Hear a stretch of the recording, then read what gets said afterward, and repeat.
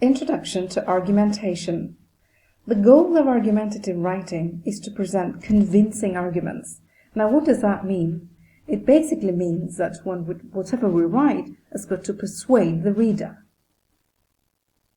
In this video, we'll see how we can make this possible, this persuasion possible, at the paragraph level. Every paragraph, in this case, every argumentation paragraph, should have all these elements in it. A topic sentence to begin with. Of course, the very first sentence, the most important sentence, the opening to the paragraph. We should also make sure that the paragraph has unity, so we don't want anything irrelevant in it. Along with this, we want to make sure that the paragraph has coherence and cohesion. Everything is nicely connected, interconnected and linked. Nothing really sticks out, and there's a nice, good flow through the paragraph. As well as this, we want to make sure that we have supports for any arguments that we're putting forward. Now, what does this mean, support? We'll look at this in more detail. Support, basically in this case, meaning that we want evidence for what we say, for what we claim. And finally, of course, nice final sentence for the paragraph, finishing up with the concluding sentence, packing up that paragraph, making sure that everything just comes together and ties in together to make sure that yes, we are convincing and yes, we are persuading the reader. Okay, so let's look at the topic sentence first. Just what are the essential elements of a quality topic sentence in an argumentative paragraph? Well, a good topic sentence actually flows directly from the thesis statement. Well, what do we mean it comes directly from the thesis statement? Well, let's take a look at the thesis statement and analyze it and see how it connects to the topic sentence with an example. Thesis. It does not seem that possible to see autonomous cars replacing traditional cars in the near future due to the facts that they're not ready for all weather conditions, they're not cost efficient, and they raise ethical concerns regarding safety. So you see, 1, 2, 3 reasons why I believe what I believe. And these are the points of discussion. These are the subtopics.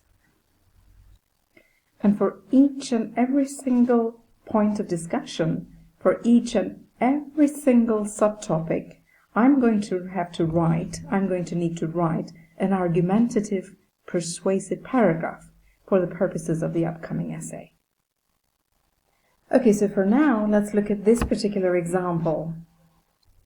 Not ready for all weather conditions. The first point of discussion, the first subtopic, and therefore the very first paragraph. So if I say not ready for all weather conditions in the thesis statement as my first point of discussion, as my first subtopic, I'm going to say exactly the same in the topic sentence for my first body paragraph. Here it is. Let's have a look. To start with, driverless cars are not ready for all weather conditions. Copy, paste. That's exactly what we're doing. Power of repetition to make sure that we're emphasizing, we are clarifying, and we're guiding the reader through the essay. In fact, that's the job of the topic sentence, you see. It's to show what the paragraph's about. And in this case, it's about the first point of discussion, not ready for all weather conditions. So let's practice. Can you write the topic sentence for the other 2 paragraphs? So perhaps you want to pause this video and have a go. So remember the power of repetition. When you want to write each topic sentence, it needs to flow straight from the thesis statement and repeat the keywords, repeat the actual expressions that encapsulate your points of discussion. All right, topic sentence for paragraph 2 and paragraph 3. Let's have a look. I mean, it's no surprise, of course, we use expressions like secondly or finally, and it's up to you what kind of linkers you would like to use, but it's always a good idea to use linkers and expressions like this for a nice cohesive flow through your essays. So, Do we see the power of repetition? Let's have a look. Driverless cars are not cost efficient. Let's have a look at the thesis. Second point of discussion. They are not cost efficient. Yes. Straight copy-paste job, and it does the job. And now let's look at the next one. Finally, driverless cars raise some concerns regarding safety. So these are my keywords. This is my point of discussion. And again, the power of repetition. Keyword is safety. Point of discussion is safety. Regarding safety. Here we are regarding safety. Perfect. Now take a moment, pause this video, and have a look at your very own thesis statements for your upcoming essays. And in your thesis statements, do you have your 3 points of discussion clearly laid out, listed, with clean, clear expressions? Having your 3 points of discussion expressed in a very clear, clear way in the thesis statement is really a good investment. After all, as we said, the power of repetition. So when you've got those 3 points of discussion ready, listed in your thesis statement, you can easily write your topic sentences. All you need to do is look at the thesis statement, take your point of discussion, and write your topic sentence, using the keywords that represent that particular point of discussion. Paragraph unity. Now, unity. So as a unit, the paragraph has to represent the topic sentence. So what does that mean? The paragraph has to be about the topic sentence, about the key expressions of points of discussion represented in the topic sentence, and nothing else. Now, paragraph coherence and support for ideas. Good writing requires structure. Good paragraphs also require structure. But what does that mean? Well, it has to have the initial position, then we have to have our reasons, supporting evidence, counter-arguments, reactions, and the final position. To have a look at this in terms of an example, let's have a look at a paragraph and analyze it together. Now remember, initial position is the topic sentence. Topic sentence is the initial position, and the keywords come straight from the thesis statement, the power of repetition. So what comes after the topic sentence? When we ask ourselves some WH questions about the first sentence, then we come up with reasons for what we believe, why we believe. In other words, we come up with reasons for the initial position, for the topic sentence. So let's ask a WH question. Driverless cars are not ready for all weather conditions. Why? Well, we just ask why. That's a WH question based on the first sentence, the topic sentence. And here's the answer. This is mostly because, and you can see the because there, and you can actually strategically use this expression if you want to in your own paragraphs, in your own essays. This is mostly because of the fact that there are still problems with the sensors. Not only this, but we go on here by giving an example. Should you wish, you can give an example. For example, snow may cause the sensors to malfunction. So these two sentences together, answering the WH question, the why question, is now serving to clarify that very first topic sentence. Perfect. So what comes next? Evidence. It's actually the pro-evidence that comes next. Remember, it was our initial position, and we said that driverless cars are not ready for all weather conditions. And we further said that this is mostly because of the fact that there are still problems with the sensors. So we're focusing on the sensors being a problem. And as an example, we said, well, in snowy conditions, these sensors malfunction. So now, you see, we've got to prove it. And how else to prove it other than with evidence? Evidence from current and reliable sources.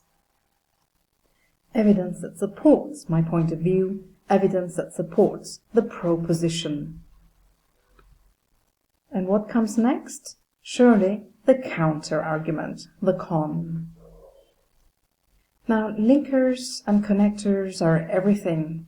Remember, before you introduce your con, before you introduce the counter-argument, always indicate and signal that a con is coming. In this case, for example, we've got the expression on the other hand. So always indicate that a con is coming, or a pro is going to be introduced, or you're coming up with a conclusion. Whatever you're doing, signal what you're doing. So here's the con. He argues that sensors can be made reliable simply by adding more sensors.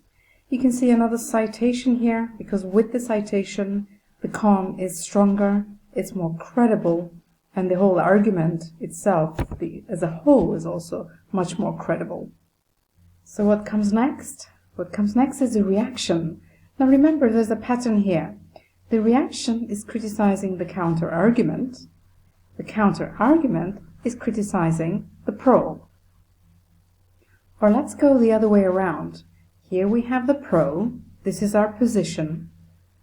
Then comes the con saying, well, I'm sorry, but there's something wrong with that. So con comes in as a critique to the pro.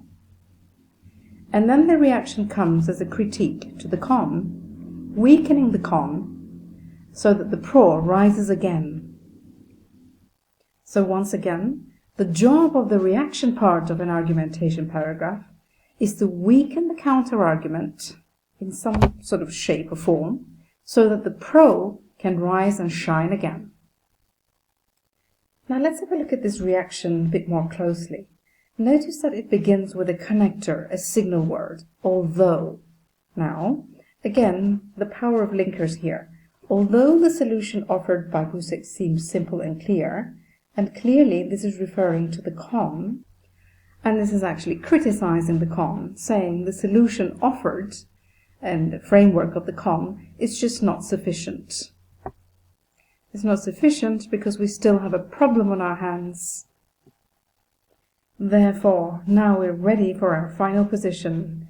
Because we still got the problem on our hands, we can now conclude it seems driverless cars are not ready to replace the traditional ones, as the sensors still need improvement against harsh weather conditions.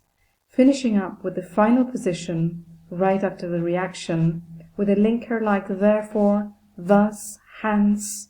It's always useful.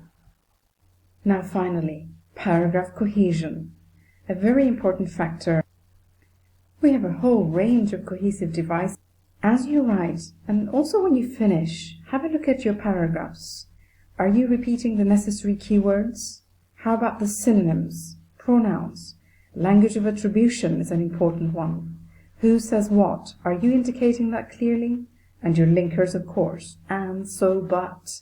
Remember, the paragraphs you're writing need to communicate. And to communicate clearly, you need the use of cohesive devices, so you're guiding the reader step by step, right from the start from the topic sentence, all the way to the final conclusion sentence, or the final position. The final position we're talking about is actually the concluding sentence.